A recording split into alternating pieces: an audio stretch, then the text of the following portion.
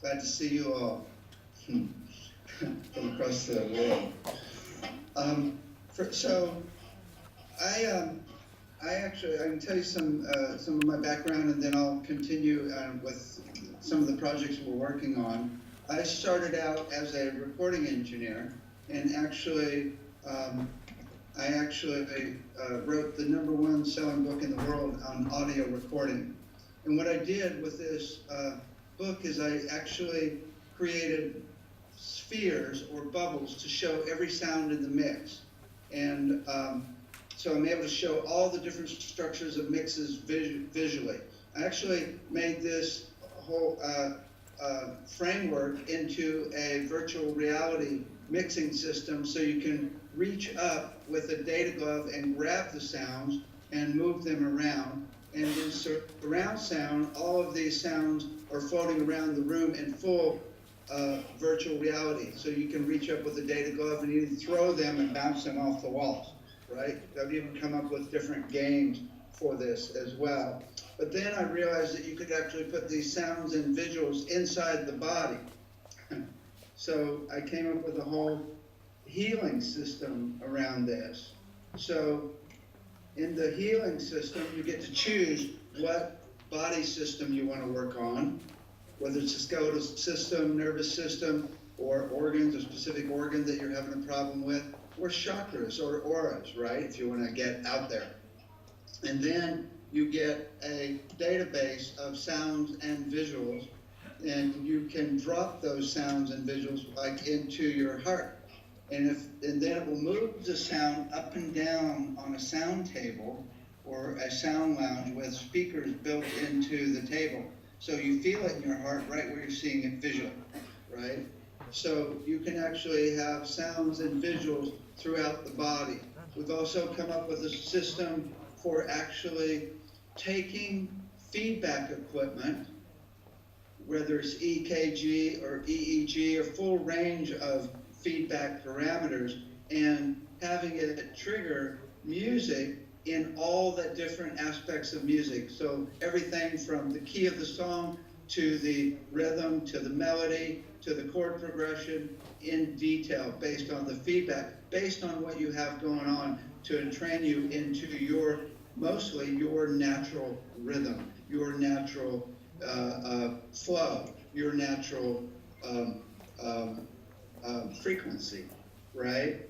And so we're also working on, we set up a sound healing, I should backtrack a second. We have a school, a college here in San Francisco for sound healing. We've got a certificate and associate degree. We also teach audio recording. We also have all our classes online as well, by live or by video. And we've also set up a Sound Healing Research Foundation.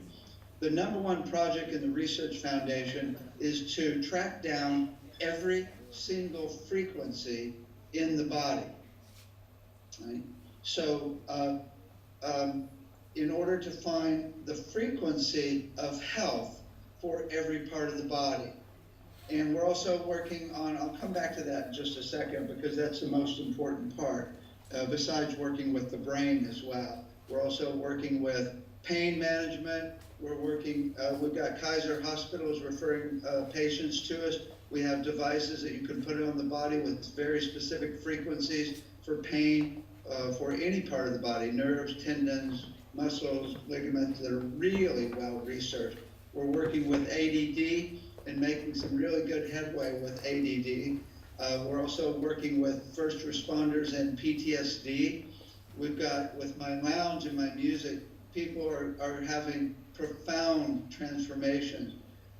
We're working with over 3,900 first responders in Colorado, and the main issues they have are committing suicide. And when they get on the lounge, it completely transformed them within 20 minutes. We've saved the lives of over 150 people now. We're also working with dementia and doing research. We've also have our students creating treatment plans for all of these areas, including also autism as well.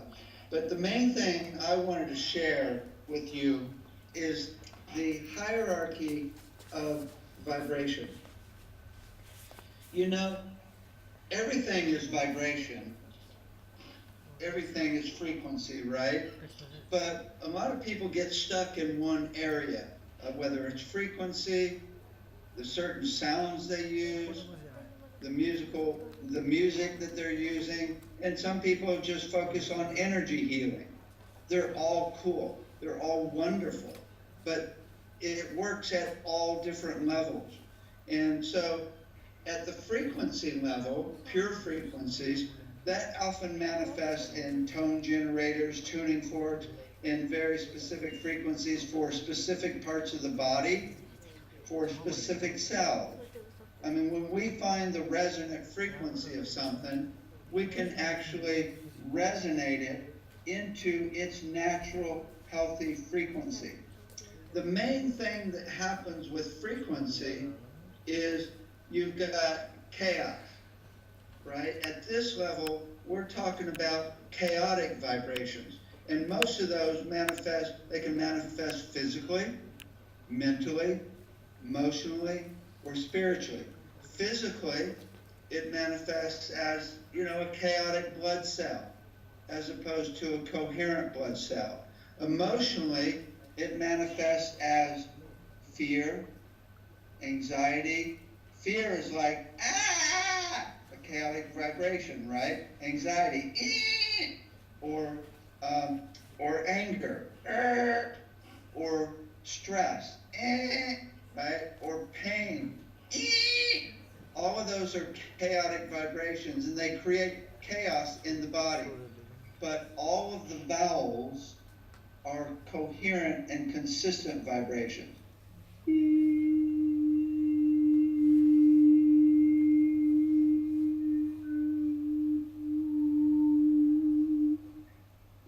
Anybody can feel the difference. When the body is healthy, every single cell and every single part of the body is vibrating coherently and consistently, right? And so that's the first level, is the level of frequency. The next level is the level of timbre. And that's where we use everything from Tibetan bowls. Let me backtrack. Timbre is simply a bunch of frequencies. Harmonics are frequencies, and most sounds are made up of a bunch of harmonics or frequencies, which is a tonality, or an instrument, or a timbre, or a syllable, which would be a syllable that even the monks are chanting, right? So timbres can be, if you've got like a Tibetan bowl that's hammered for months or even a week with prayer, then that timbre from one tone of it can completely transform you. A whole different world than frequency, right? But then there's the level of harmony, which is really musical intervals, the relationship. So we can look at the body as frequency, or the cells in the body as frequency. A bunch of frequencies or cells make up all of the organs in the body, right? Or all of the parts of the body, whether it's all the materials of the body or the organs. And then, but the next step is really the relationship between the parts of the body. What is the musical interval between the overall frequency of the heart versus the overall frequency of the liver? I bet, even if the frequencies are different from person to person, that those musical intervals are the same in you and I if we're both healthy. The relationship between the frequencies will be stable. So we can take that frequency relationship, or musical interval, and put it in an iPhone and vibrate us into harmony, right? But really, the most important aspect is the level of flow. And we're talking smooth flow. Smooth flow is really the whole deal in the body. It's everything, right? But it's made up of frequencies. It's made up of timbres. It's made up of musical intervals. So it all depends on what level you want to look at. But the flow is a deal. If you don't have smooth flow through your nervous system, you're going to be shaky. If you don't have smooth flow through your circulatory system, you could have a heart attack. If you don't have smooth flow through your digestive system, oh my God, all types of problems can happen, right? If you don't have smooth flow through a meridian, what you do is you poke the frequency of the acupuncture point with a needle to activate that frequency so it will receive and transmit the flow. Smooth flow is the whole deal. So now, if you're looking at also smooth flow is the way nature works. On the earth, it's all about smooth flow as well. And you also have the different component parts. You can look at atoms as the frequency, molecules as the timbre, and then the relationship between two parts of all the elements. You've got all the elements of earth, air, fire, and water, right? But really the flow through an ecosystem is really the health of the planet. So it works at a climate level as well. So really, when you look at the brain, you know, we're not just looking at a frequency of a part of the brain or a rhythm. We're now looking at the relationships of the cells within that part of the brain, or the relationships of that part of the brain, of all the different components of the materials in that part of the brain.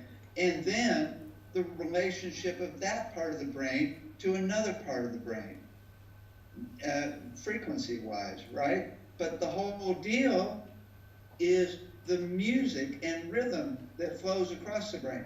We already with EEG look at the timing of how energy goes across the brain. It's a chord progression. What's the tempo of the rhythm? So we can entrain the brain into its natural state. You got to be careful with it, because if you entrain the brain into what is not natural for a person, I know a person that got a treatment like that. He couldn't sleep or eat for 3 weeks and almost died. You got to be really careful, because you want to entrain people into their own natural rhythm, their own natural frequency, their own natural timbre, their own natural flow or melody, right? Because that's the key. So what we're looking at here is a whole new way of researching what's going on in the body based on this hierarchy of vibration. Physically, mentally, emotionally, let's see, here we go. Oops. Physically, mentally, emotionally, and even spiritually. When you look at higher consciousness, it is not a higher frequency. At least physically, it's definitely not. Higher consciousness physically is every cell and every part of the body vibrating at the frequency it's meant to vibrate at. No higher, no lower. Emotionally, it's not about high frequency or low. In fact, anxiety is a very high frequency. When I make the sound of compassion,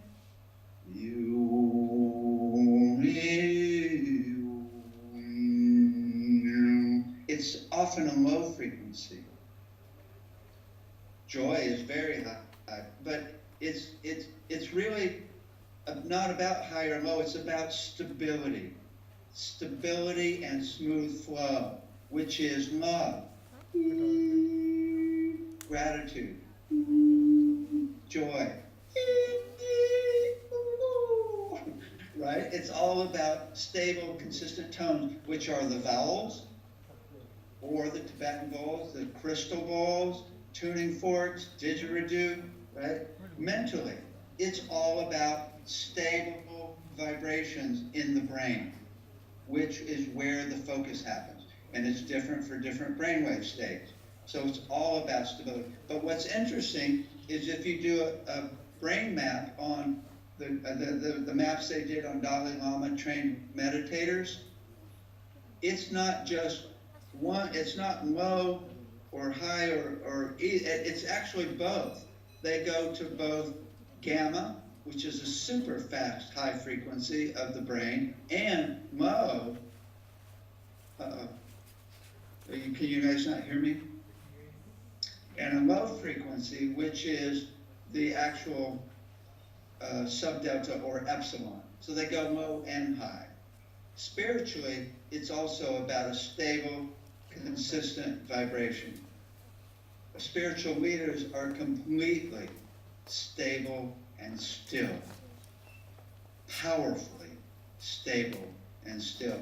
Now, the highest level is really when you're tuned to all frequencies in the universe, when you're one with Source and one with all.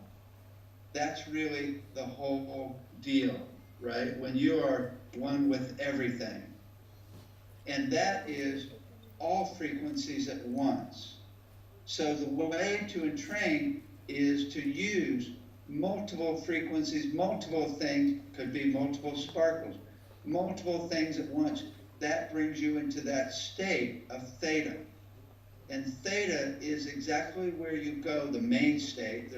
It's a brain map, but it's the main state when you are one with the universe in these higher dimensions.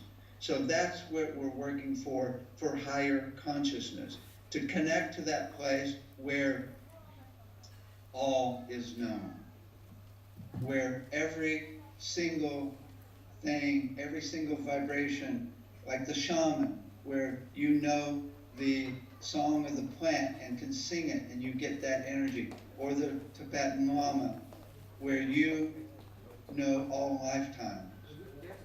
That's really the ultimate. And that's where we're all headed, where we won't have any more conferences, right? No more conferences anymore, because we all know all. That's all I wanted to say for today. Thank you for listening. Thank you, David. Can you hear me? Yes. Yeah. So, you do a lot of conferences in the U.S. Can you take 30 seconds to talk about them and how we might be able to do a similar conference in Nepal? Okay, yeah, we've done 7 international sound healing conferences, and we have all the main people in the field. We do everything from serious science and brainwave, EEG maps and such, to complete woo-woo, where we get really high, right? Oh my God, we do it in spectacular places. And so I've actually also spoke at the Spirit Festival in Bali a couple of times, and I've got a lot of friends in Asia, so we would love to bring it to Nepal and just synchronize with the energies there, because the world needs more stability and peace, and it's really just to really bring the energy that is there more to the world. I mean, and yes, I would love to work something out.